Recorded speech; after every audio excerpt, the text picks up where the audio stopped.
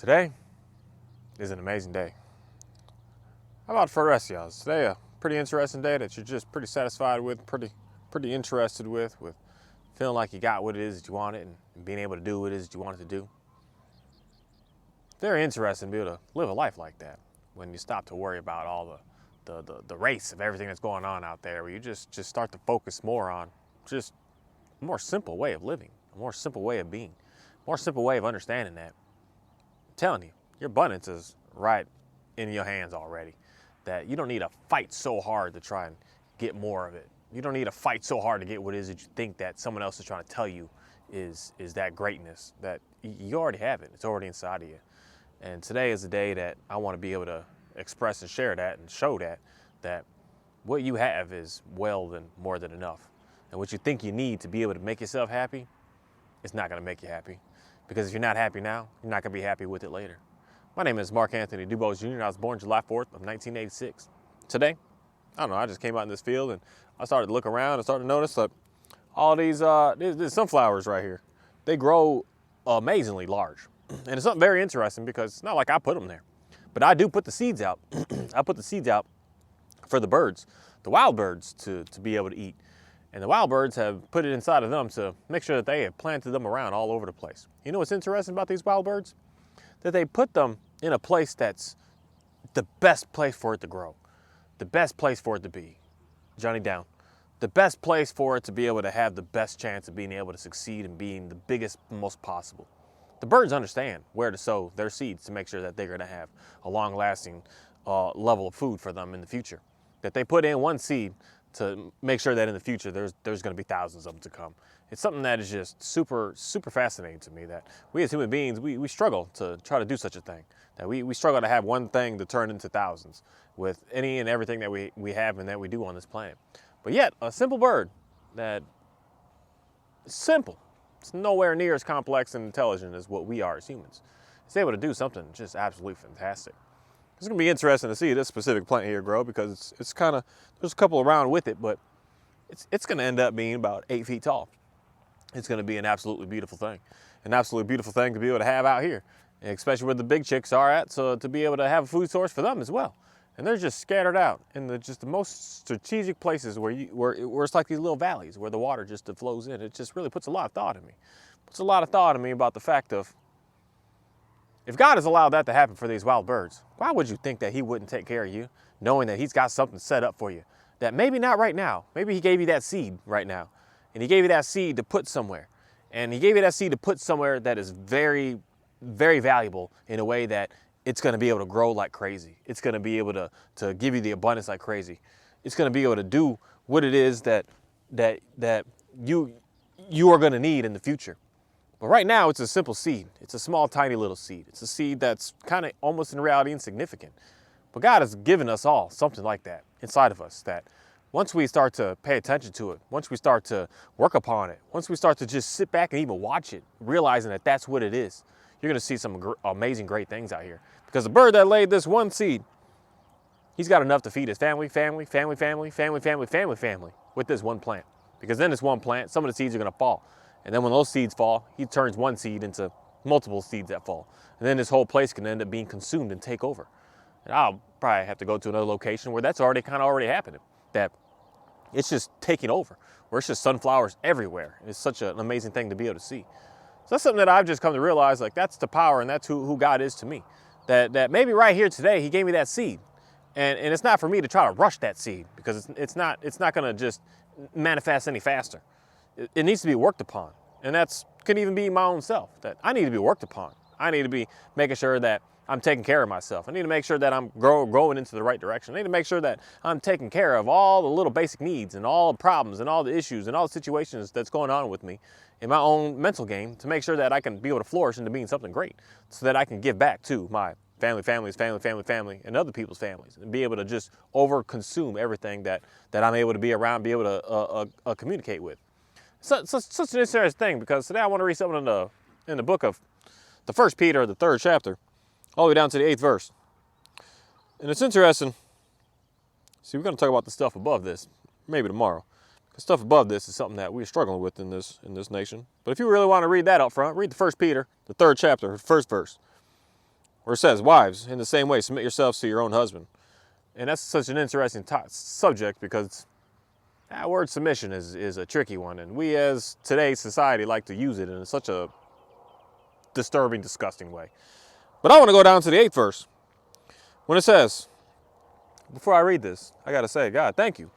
Thank you for the opportunity for me to be able to continue to keep on reading this and having this and being able to verify at the same time. Because sometimes I look at this phone and I question it. So I got to go back to a physical book to make sure that it's still lining up, that things aren't changing. Because the more that we're going to this digital age, I'm realizing that some things just get changed up.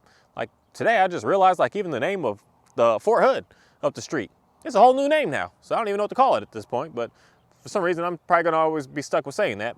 Even though I know it's kind of, I guess they say it's a wrong thing, but it doesn't make sense. Because if we don't pay attention to our history, we're not going to know our future. And if we don't pay attention to that history, we're going to redo the same history in the future. It's something that's so complicated to me that, God, I pray that we as a people start to get more wise with what it is that we're trying to do for our younger generation to come, to make sure that they are not going to be scrambling, struggling, hurting the way that we have been, that we can be able to allow them to be able to push them into a better position, better place than we have ever been able to be. As opposed to trying to keep them being the same and trying to suppress them the same ways and try to break them down the same ways that we've already have been dealing with and dealt with. I hope that something can change, that we could finally allow our children to just experience the abundance of life and how great it is. Instead of being in this position of having to be in lack and having to struggle so hard, where we as parents and grandparents and great-grandparents of today should be trying to do our best to make sure that these little baby children are able to just have an ease of life and succeed. Don't have to struggle the way that we did. That's something that I pray a lot about, to make sure that our future to come is not going to be the same as the past as was, to be able to change something up. But I want to read this. It says, finally, all of you be like-minded, be sympathetic, love one another, be compassionate and humble. Do not repay evil with evil or insult with insult. On the contrary, repay evil with blessing, because to this you are called, so that you may inherit a blessing.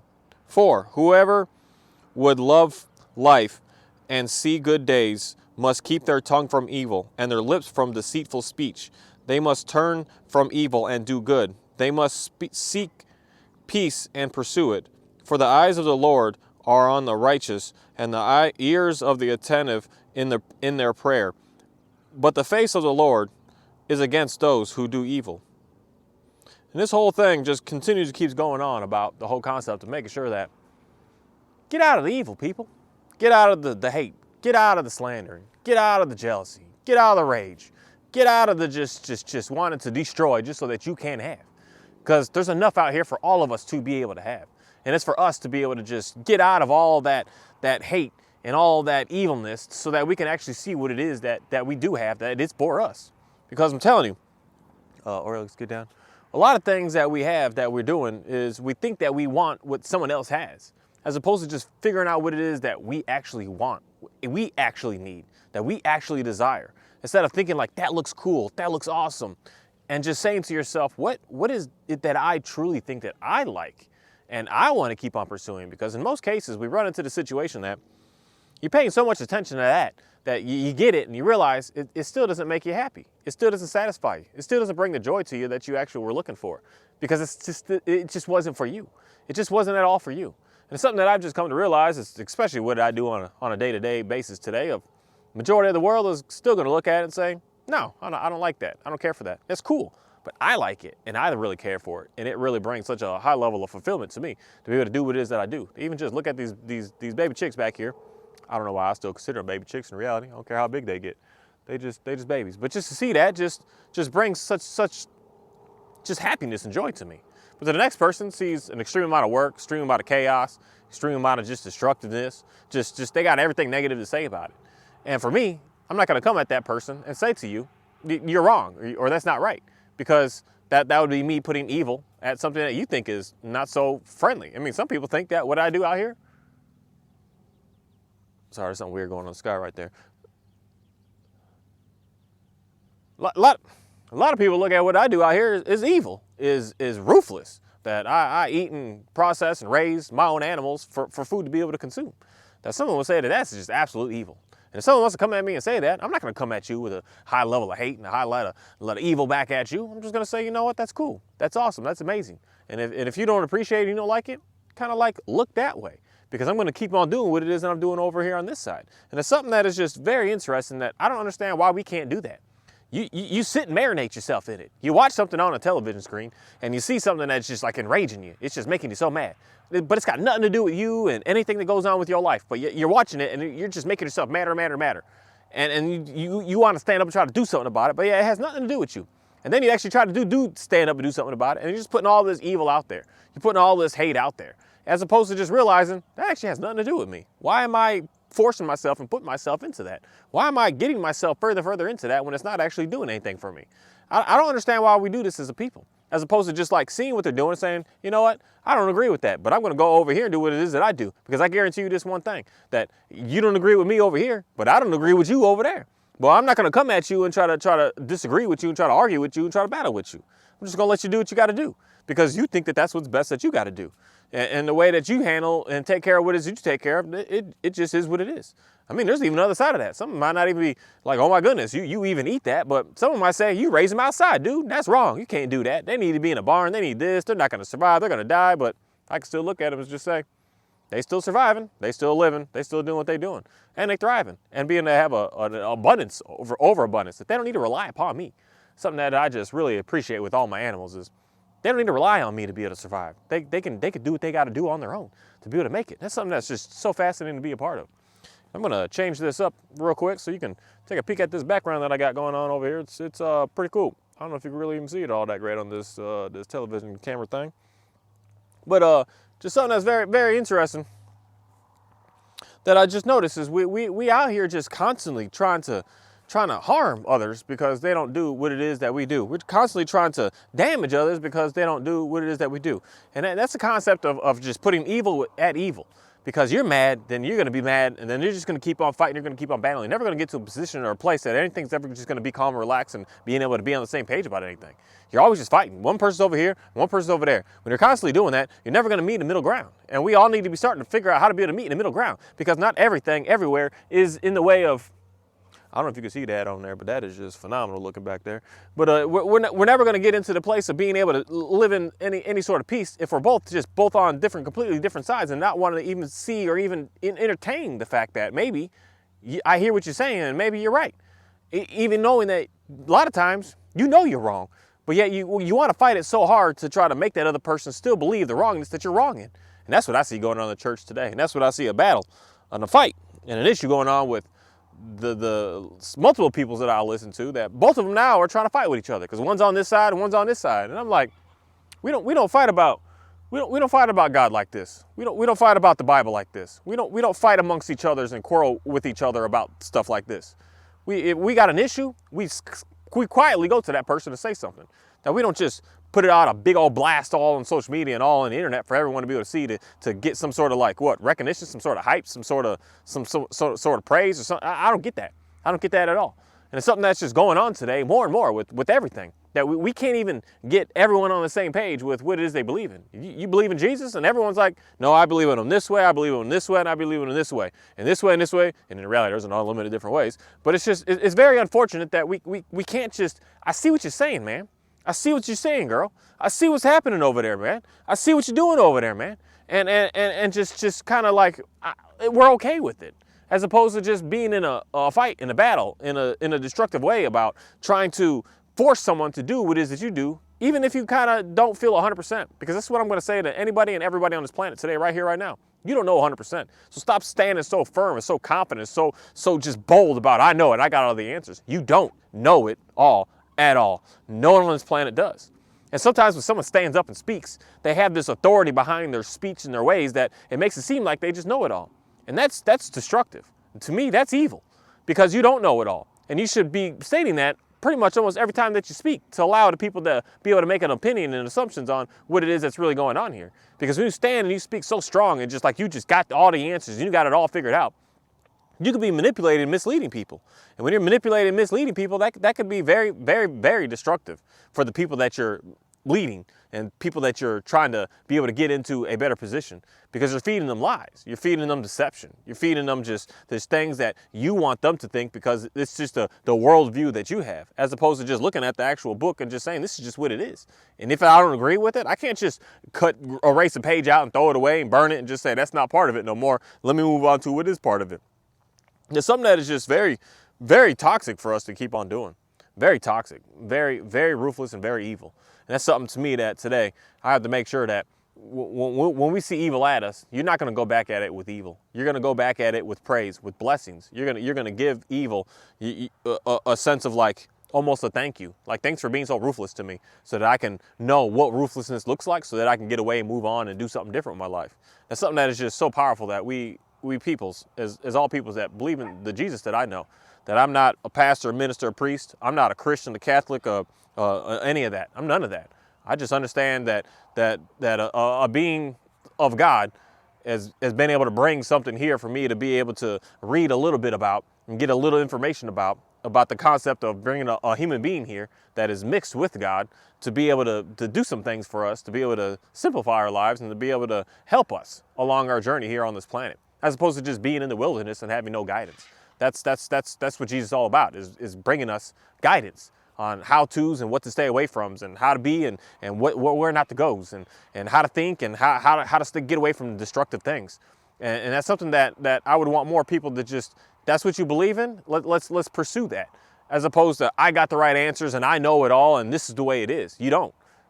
I don't care how many times you can read the Bible up, down, all around. You don't know it all, and you'll never know it all. And you'll never be the expert in it, ever. Never. You'll never know anything with anything. You will never understand the grass. You'll never understand a dog. You never understand a human. You never understand the sky, the clouds, anything out here. The flowers, this beautiful sunflower plant right here. You're never going to understand any of that. So stop standing up and acting like you do know it all and you've got it all figured out. And you're the one that everybody needs to follow because you just have all the answers. That's for me to say and to make sure that I'm constantly challenging everybody. Make sure that you keep researching. Make sure that you keep challenging. Make sure that you keep asking and praying and trying to figure out more about what it is that you're looking for to be able to have what it is that you want on this planet. That don't think that just because someone has the right words to say to you in the moment, that it's going to be best for you for the long term. That may be just been for you for the moment. Now that you got to move on to something else. And that's something that all of us should be able to understand and partake in. And with that, I just want to say thank you. I want to say thank you for a very interesting day out here and a very interesting day for me of I got rained on twice. I usually only get rained on once at most, but today I got it on twice and it was such a blessing to be a part of because I got desensitized to that rain when I joined that military because for some reason I was just in the rain all the dang on time out there. And it was a very, very challenging thing at first, but I just got used to it. It's just rain, it's just water, we just wet, we just gonna have to deal with it and do what we gotta do. And that's what I really come to understand about it. And I'm just so thankful to be able to continue to be on the same mission that I'm on of researching and wondering and questioning and asking and praying and trying to get more inspiration through all kinds of different places to figure out what it is that's going on out here. And not just like dialing in on one and just saying this is just what it is. Because that to me is dangerous. And I hear that a lot from a lot of people. Even someone that I listen to a lot to. It's just recently said that. Stop going around and this and that. You need to just hear. You need to just stay in this. And it's like that means that once I stay here and you get more and more people that just stay here, now you're going to start speaking some stuff that you're just kind of adding in what it is that you want and that you're doing, as opposed to what it is that the book is wanting and God is needing and Jesus is looking for. And that's something that is just very dangerous because Jesus is in everything out here. Everything. He's in me, he's in my dogs, he's in my cows over there, he's in these chicks back here, he's in this donkey. He's in the trees, he's in the air, he's in the rain, he's in the everything. He's in all of it. It's not just a Bible or a book to be able to understand him. It's everything out here as a collective to be able to get a good understanding of knowing who Jesus is all about and what he's here to do and what he's been able to do for us and what he's going to continue to keep doing for us. That he's always been. He just happened to be a human being in a presence for some time here, but he's always been. He's always going to be.